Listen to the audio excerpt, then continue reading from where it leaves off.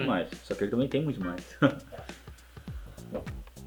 Fala galera, estamos indo às compras e no vídeo de hoje a gente vai falar de 3 fundos imobiliários que nós estamos comprando agora em agosto. Vamos pro vídeo. Mas antes de mais nada, se você não se inscreveu ainda no canal aqui, se inscreve, curte também para que a gente consiga aí alcançar mais pessoas. E primeiramente a gente vai falar um pouquinho aí sobre fundos imobiliários, para a gente fazer aí uma introdução para quem não conhece muito, né? Claro que vai ser uma coisa mais breve. Mas os fundos imobiliários nada mais é do que um fundo de investimento que acaba investindo aí voltado para imóveis. E onde a gente recebe aí uma parcela dos seus dividendos, vou comentar um pouquinho mais para frente. Mas esses fundos imobiliários eles podem ser de diversos tipos, então a gente pode ter lá fundos em ativos reais, como os galpões logísticos, lajes corporativas, agências bancárias, enfim. Ou de papéis que acabam investindo em títulos, em dívidas, como CRA, CRIs. Então vai ter uma diversidade grande, assim como também de agronegócio. Então são fundos que investem aí no setor do agronegócio. E também vai ter aqueles fundos de fundos que são fundos que investem em todos esses fundos imobiliários aí e acabam montando aí um fundo de investimento. Então o objetivo desses fundos nada mais é do que captar então esses valores, esse aluguel desses imóveis mensais ou dessas dívidas, os juros, e repartir entre os seus acionistas, né? Então isso de forma mensal. Até porque ele é obrigado a repartir no mínimo 95% dessas receitas.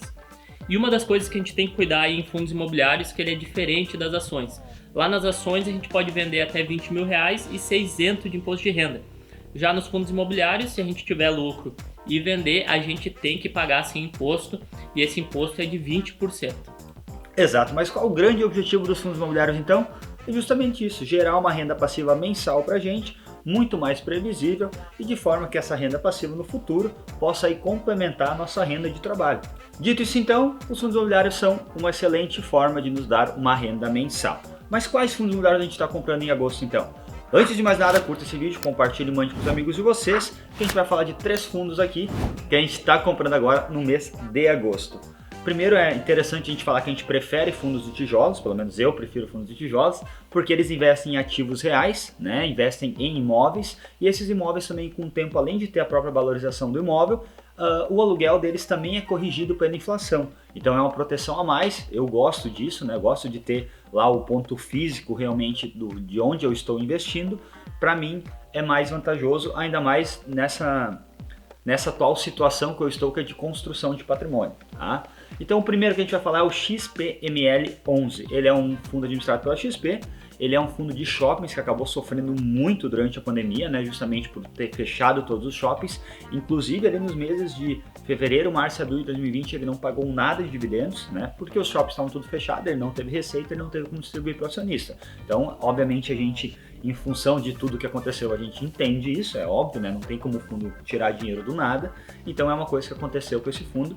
E agora, nessa recuperação que vem tendo já há um bom tempo, o fundo está também se recuperando e nós acreditamos ser uma boa oportunidade também de estar investindo nele, porque ele ficou muito barato, né? Hoje ele já subiu um pouquinho de novo, ele está com preço do BP de 0,96 e ele possui um patrimônio líquido de 1,9 bilhão. Além disso, ele tem 16 ativos diferentes, separados em 7 estados brasileiros. Então tá aí extremamente diversificado, né? Outro fato interessante é que ele apresenta uma vacância baixa, né? Uma vacância física de apenas 13,9%, até por ter sofrido tanto aí na pandemia, ele conseguiu se reestruturar bem, então está bem encaminhado para uma retomada econômica. Outro fundo imobiliário que a gente gosta bastante é o HGRU11. Esse fundo é administrado pela Credit Suisse e ele tem seu portfólio majoritariamente aí empresas do setor educacional e da grande rede de hipermercados, né? Então, como o IBMEC, que é um instituto aí muito bem conhecido, está dentro do seu portfólio. Ele também está muito bem diversificado, ele tem aí 17 ativos separados, espalhados em 4 estados diferentes, né? E possui um patrimônio líquido aí de 2,2 bilhões e ele pagou aí no último mês R$ 1,20 de dividendos, o que apresenta 1,01% de dividendos mensais, é um belo dividend yield, né? E agora a gente vai para o terceiro fundo então, que esse é um fundo na verdade que o Thiago vai explicar, porque é um fundo que eu já não, como eu falei lá no início, eu não gosto tanto, pelo menos nessa minha fase de construção de patrimônio.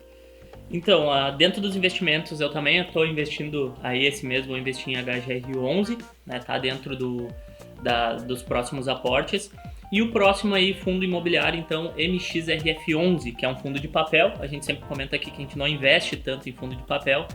mas eu achei interessante colocar aí na carteira, claro que num percentual menor, para ir acompanhando esse histórico aí e ver como é que se comporta esse tipo de fundo, porque a gente sabe aí que tem vários ciclos econômicos e a gente viu aí, tá vendo nos últimos meses com a taxa de juros aumentando o quanto os fundos imobiliários eles vêm sofrendo.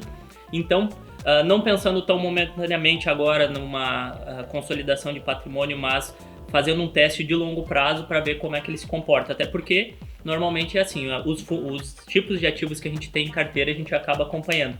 Então vai servir até para isso como um teste e a gente vê como é que ele se comporta aí, porque os fundos de papéis eles tiveram um bom retorno agora, né, com as taxas de juros. Isso vocês vão ver, eu vou mostrar para vocês o porquê disso também, tá?